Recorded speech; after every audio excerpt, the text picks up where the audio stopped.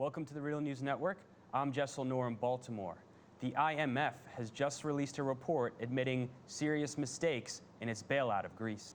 Our guest today has just returned from Zambia and Tanzania, where people are asking, when will the IMF admit its mistakes in Africa? Now joining us is John Meeks. He's a professor emeritus at the University of London School of Oriental and African Studies. He is an author of the recently released book, The Economics of the 1%, 1% Economics, 99% Ideology. He is founder and contributor of jweeks.org, and he now joins us from London. Thank you for joining us, John. Thank you very much for having me on. John, what is your reaction to this IMF report admitting serious mistakes in its bailout of Greece? Well, the first thing to realize is that the IMF is the organization least likely to say I've made a mistake. So they're saying that they made a mistake is quite important. The second thing is that this is not a minor thing. I mean, why should the people watching this, why should they care? The IMF admits it makes a mistake. Slightly embarrassing, so what? Significance of this is that this mistake led to the poverty and the deprivation of hundreds of thousands of people. And the same thing happened on a larger scale in Africa over the last 15 to 20 years. We're talking about major international transgressions, crimes, if I could use that term.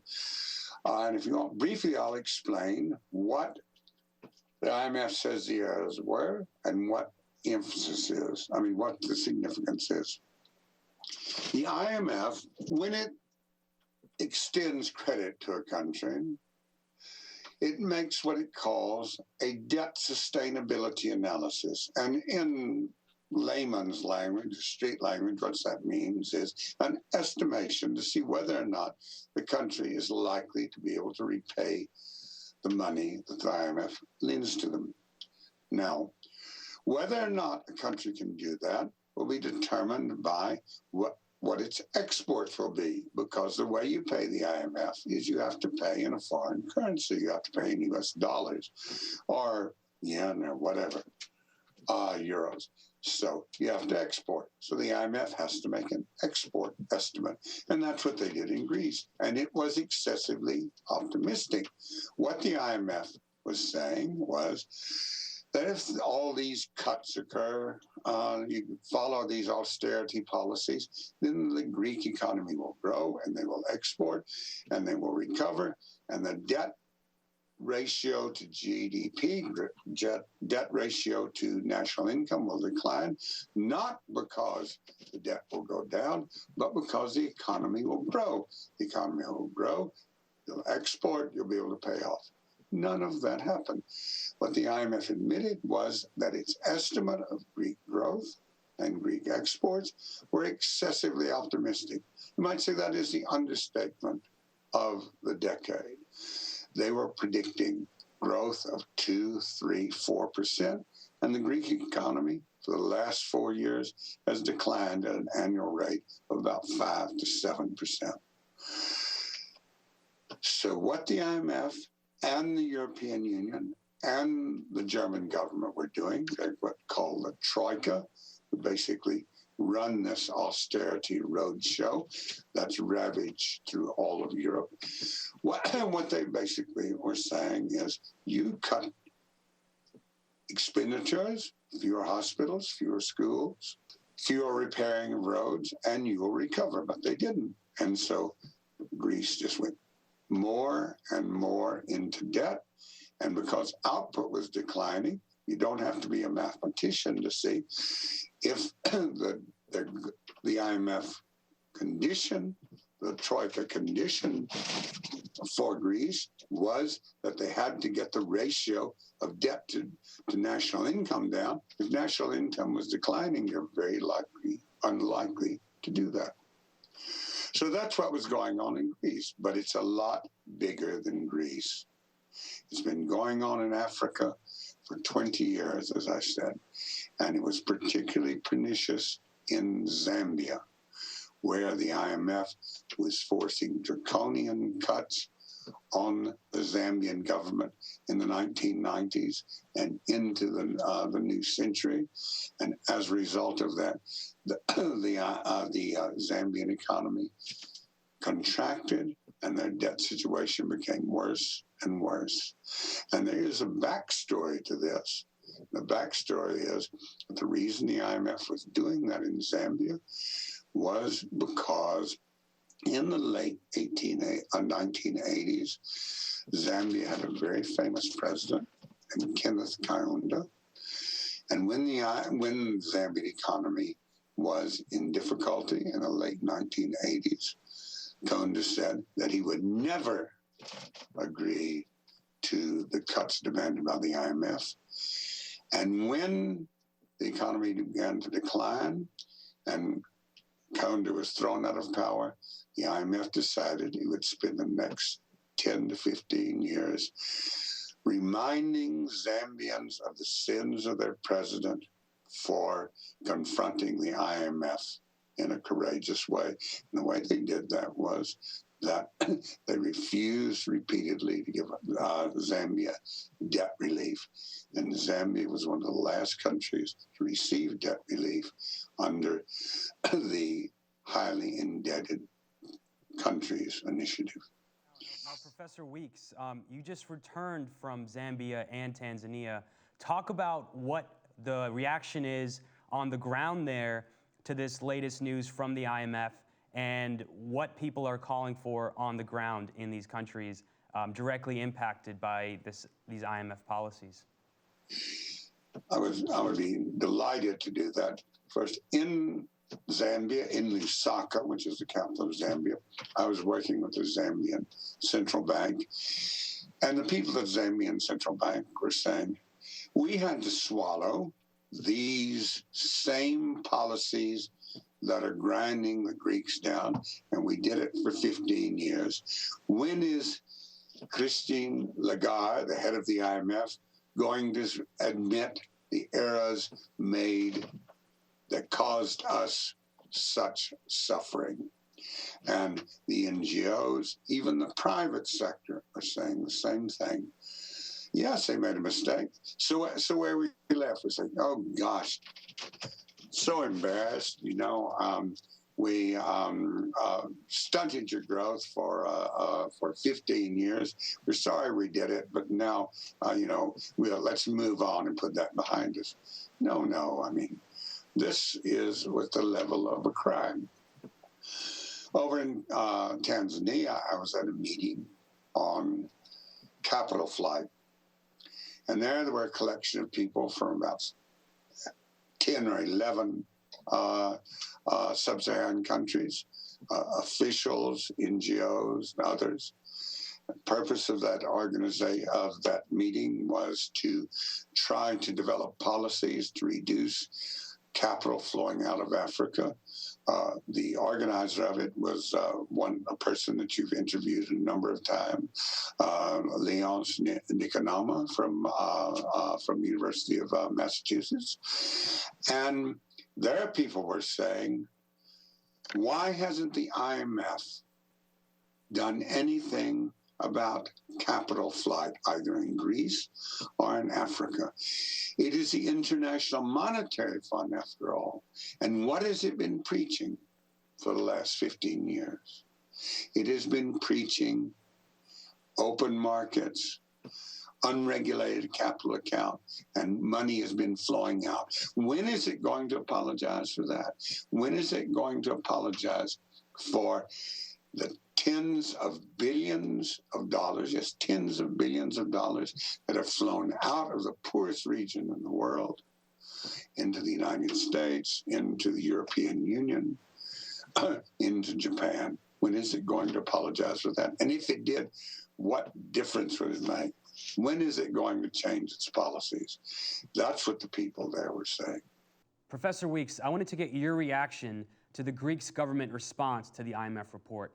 I'm going to quote the Associated Press here. Greece's conservative Prime Minister Samaras insisted that Greece remained committed to meeting its ambitious deficit reduction targets and argued that past errors in the bailout program had been corrected. The backstory in the case of Greece is that Greece is in the situation that it is in because the IMF, the German government, the European Commission is basically the executive organization of the European Union, but in fact, it is very much under the influence of the Germans. What those three are saying, European Union, the IMF, and the German government, they're saying is continue with the austerity. And when the IMF has apologized, they were attacked savagely by the head of the European Commission and said, in it together, out of it together. In other words, IMF, you came in with us. You supported these policies in Greece. No, it's not fair for you to bail out and say we're a mistake. You have to stick with it. Why are the Greeks sticking with it? Why does the government continue to implement cuts which lead to, we're talking about major declines. I mean, what we've seen in the United States is nothing compared to what the Greeks have had to go through. I mean, hospitals without medicine, schools without books, schools having to close because teachers are fired. Why are they going through it? It is because the powerful people in Greece, financial interests, business interests, see it in their interest to continue in the European Union. And because they can borrow cheap in Germany, there are markets in Europe that they can take advantage of. The irony is that I suspect, there are increasingly reports coming out of Berlin that the Germans actually want the Greeks to drop out of the European Union. They actually want this. They actually want this failure that is developing as a, you might say, example to Italy, Spain, Portugal, the other countries that are in trouble. So the Greek government is faced with a situation that either they go out voluntarily, and when I say go out, that means abandon the euro, or they're going to be forced out. If they're going to be forced out, if they go out voluntarily, it will be a disaster. If they go out, if they're forced out, it will be a catastrophe. That is basically what the Greek people are looking at. They should have pulled out 3 years ago, but they didn't. So that's where we are in Greece. You have a reactionary government that is happily, well, not happily, probably, but they are faithfully pursuing the policies being put forward by the Germans and the European Commission, no longer the IMF, and with the hope that that will eventually bring benefits to the Greek private sector. They have no interest in the 99% in Greece. What lessons should be learned from this episode? I think the first lesson that we should learn is that the European, I was a supporter. I'm American, but I'm also a British citizen. I was born in Texas, but I live in London. I consider myself a European as well as an American. I think the lesson is, I regret to say that the lesson is that the European Union has run its course, and it has now become such a reactionary organization dominated by reactionary elements in Europe that it is no longer something that any progressive can support. I regret to say that. On Thursday, I'm going to Dublin, where on Friday and Saturday there's a conference on can the European Union be reconstructed? And I'll be giving one of the keynote talks, and I'll say, I don't think it can be reconstructed under existing circumstances. That is a very sad thing to say, let me say. Because for the last 100 years at least, 140 years, the history of Western and Central Europe has been how to prevent a united Germany from dominating Europe. That's what the Franco-Prussian War was about. That's what World War I was about. That's what World War II is about. And now it's come to pass. The united Germany is economically dominating Europe to the detriment of the other countries. And it will not change if Merkel is replaced by the Social Democrats. It'll be softer, but it will be the same story.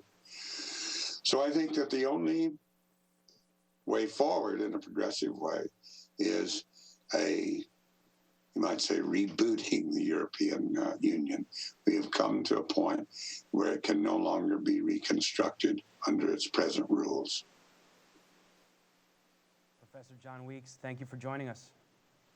Thank you for having me. And thank you for joining us on the Real News Network.